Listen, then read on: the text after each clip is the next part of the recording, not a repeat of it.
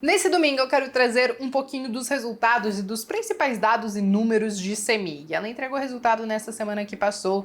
Muitos de vocês me mandaram mensagem: caramba, Bea, mais uma empresa do setor de energia que está sofrendo mediante essa pandemia. O setor de energia não tinha que ser um setor perene, vamos dizer assim? É claro, gente, que deveria ser, mas também depende muito do subsetor que essa empresa atua dentro do setor de energia, né? Quando a gente fala de CEMIG, por exemplo, ela é sim uma das principais concessionárias de energia do Brasil e ela atua então nos 4 segmentos de energia, desde a geração, a transmissão, a distribuição e também a comercialização. Então, hoje ela está presente aí nos 24 estados mais o Distrito Federal. Claro que quando a gente fala de CEMIG, a gente acaba associando ela diretamente a Minas, né? Principalmente por conta das notícias que saíram alguns meses atrás, um ano atrás, talvez até mais, sobre a possível privatização dela, apesar de que o Romeu Zema já disse que seria até então muito difícil, muita coisa precisaria ser mudada para conseguir viabilizar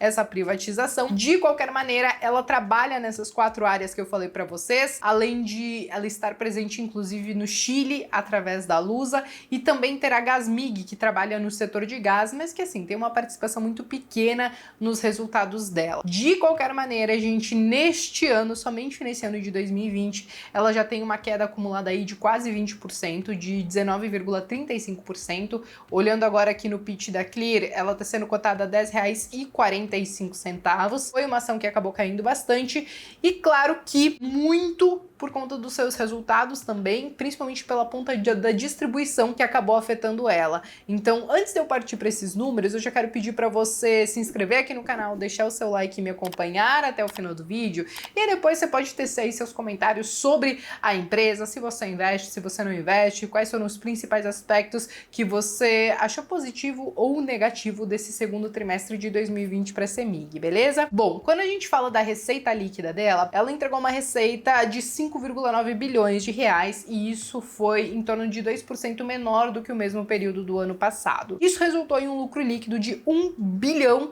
de reais e isso foi, gente, mais de 50% menor do que o mesmo período do ano passado, ficando aí com uma margem no segundo trimestre de 2020 de 17,6%, ante o segundo trimestre de 2019, que era de 30,1%, ou seja, foi uma queda bem acentuada na questão da margem, mas claro que também por conta dessa queda no resultado, né, no lucro líquido dela. E esse resultado, gente, ele foi afetado principalmente pela distribuição de energia e ela atribuiu principalmente ao setor industrial e comercial, que teve uma menor demanda por conta de toda a pandemia que a gente está vivendo. Então, muitas indústrias fechadas, comércios fechados, e é claro que a gente já está vendo uma reabertura comercial aí nas últimas semanas, mas ainda assim, quando a gente fala do segundo trimestre dela, então, quer queira ou não, ela foi fortemente impactada pelo setor industrial e pelo setor comercial. É importante ressaltar que a distribuição, ela teve uma queda de 6% em comparação ao mesmo período do ano passado.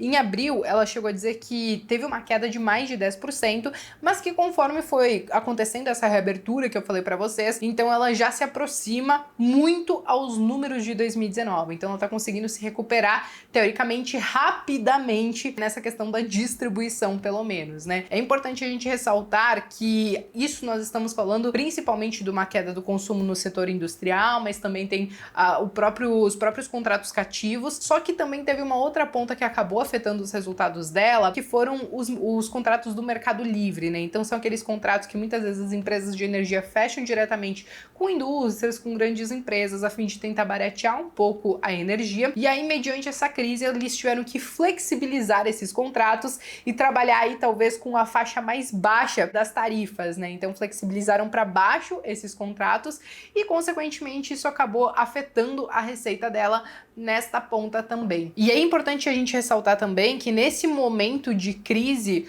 os estados e vários governos, através de medidas provisórias, eles instituíram aí que as empresas do setor de energia, principalmente quando a gente fala da ponta da distribuição, elas não poderiam cortar a energia de quem ficasse inadimplente ou até mesmo tivessem que isentar ou adiar a cobrança, né, das faturas, principalmente para as famílias de baixa renda. E quando a gente fala da CEMIG, então ela atende sim muitas famílias de baixa renda e consequentemente isso também impacta o resultado dela. Agora a gente precisa falar um pouquinho dos outros indicadores dela. Quando a gente fala da dívida líquida pelo EBITDA, por exemplo, ficou em 3,9 vezes aproximadamente. E por mais que muitos achem isso relativamente alto, quando a gente olha o histórico da companhia, geralmente está nesses patamares. E quando a gente fala do setor de energia em si, nós entendemos que dependendo do segmento que a empresa atua, e no caso da CEMIG, ela atua em praticamente todos, então essas empresas acabam operando um pouquinho mais alavancadas e isso é normal. Já quando a gente fala do ROI da empresa,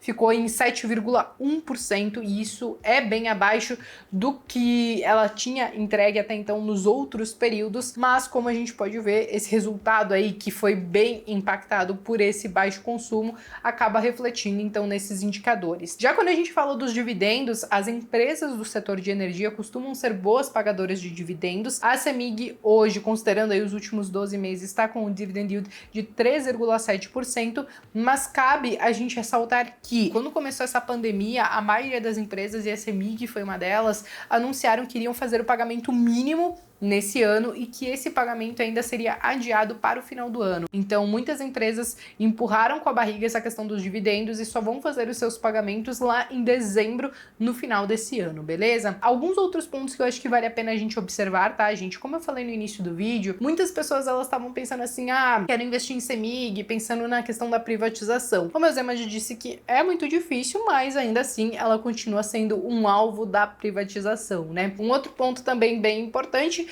que, como eu falei para vocês, a gente fala de privatização, a gente já entende que tem o grande dedo do governo, então o estado de Minas aí é um dos principais controladores, né, acionistas da CEMIG, e aí muitas pessoas não gostam de investir em empresas que têm o dedo do governo, e outras que investem, se tiver uma boa gestão, se estiver entregando lucros e resultados, não vem problema. Então é importante você observar todos esses pontos antes de decidir colocar uma ação ou não na carteira. E um outro ponto muito interessante é que eu sei que você sempre aqui nos comentários falam assim, eu não invisto nessa porque eu invisto naquela. E uma coisa que eu faço para minha carteira é que eu não tenho só uma empresa do setor de energia. Na verdade, eu tenho 13. Já tô pensando em ir para minha 4ª empresa do setor de energia. Então, muitas vezes você não precisa escolher entre uma ou outra, desde que dentro da sua carteira caiba essa diversificação aí com mais de uma empresa de mais de um setor. Já sobre o setor de energia, eu fico muito mais tranquila quando a gente fala de transmissoras que só trabalham com transmissão